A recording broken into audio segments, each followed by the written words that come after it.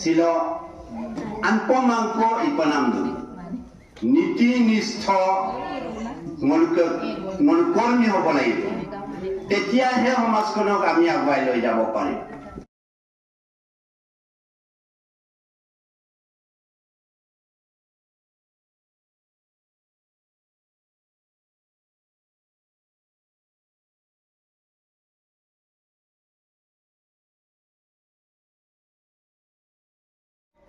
The Missing Autonomous Council আমি চলাই আছো Silo anpomangko ipanamdu নীতি নিষ্ঠ মনুকৰ্মী হ'ব লাগিব তেতিয়াহে সমাজখনক আমি আগুৱাই লৈ যাব পাৰিম গণশক্তি অসমৰ অকন্দনে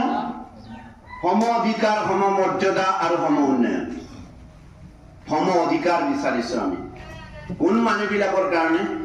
এই নিপীড়িত গুণাহুতি সব দুনে ছিল সে গুণাহুতি সুবনশিৰি আৰু লখিমপুৰ এই তিনটা পঞ্চায়তৰ সঙ্গলো সম অধিকাৰ এলে ন লখিমপুৰ টাউনৰক আমি খুদিদে বেলেগ হেৰি নহয় মানুহ নহয় বুলু অমৃত খাই ডাঙৰ দীঘল হোৱা নাই বুলুগম কলো ন অধিকাৰ যেন নিপানামে কামা আমি ভাৰতীয় আমি গণতান্ত্ৰিক দেশৰ মানুহ আমিও মানুহ আমাকো অধিকাৰটো দিয়ক ভাল ৰাস্তা ভাল ঘাট পদূলি ল'ৰা ছোৱালী স্কুল কলেজ বিলাকক উন্নত ধৰণে মানুহ হিচাপে জীয়াই থকাৰ অধিকাৰটো বিচাৰিছে সম অধিকাৰ লাগে তাৰ কাৰণে আমাক সম মৰ্যাদা দিয়ক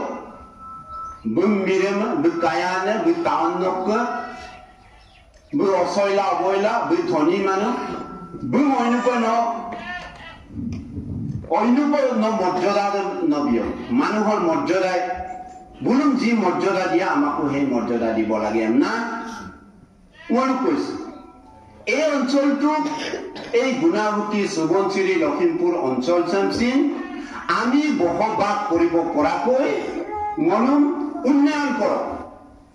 ছিল ৰংগমঞ্চ সঁচা অৰ্থতে আমাক ৰংগমঞ্চৰ প্ৰয়োজন আছে কিন্তু ৰংগমঞ্চ চাম আইডকে মচিনান অধিকাৰটো দিয়ক The Missing Autonomous Council আমি চলাই আছো বিভিন্ন জায়গাত গাঁও পঞ্চায়তৰ জিলা পৰিষদ মেম্বাৰ সভাপতি সভানেত্ৰী কাউন্সিলৰ এইসকলকো আমি প্ৰতিনিধিত্ব কৰি আছো আমি ৰাইজক কেনেধৰণে আগুৱাই লৈ আহিছো বা আমি কেনেধৰণে আজি চৰকাৰৰ লগত পত্ৰ পূৰাই আৰু ইণ্টাৰভিউ দিয়ে তাৰে কিন্তু 11 লাখৰ ভিতৰত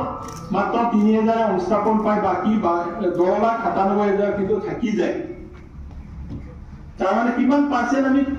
সংস্থাপন দিব পাৰিছো আৰু কিমান পাৰ্চেণ্ট থাকি গৈছে সংস্থাপন দিয়াটোতো 10% নহয় তো থাকি যোৱাটোতো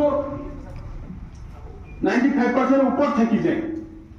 তো এই নিবনুৱা যুৱক যুৱতীসকলক আমি কেনেধৰণে সংস্থাপিত কৰিব পাৰো তেখেতসকলক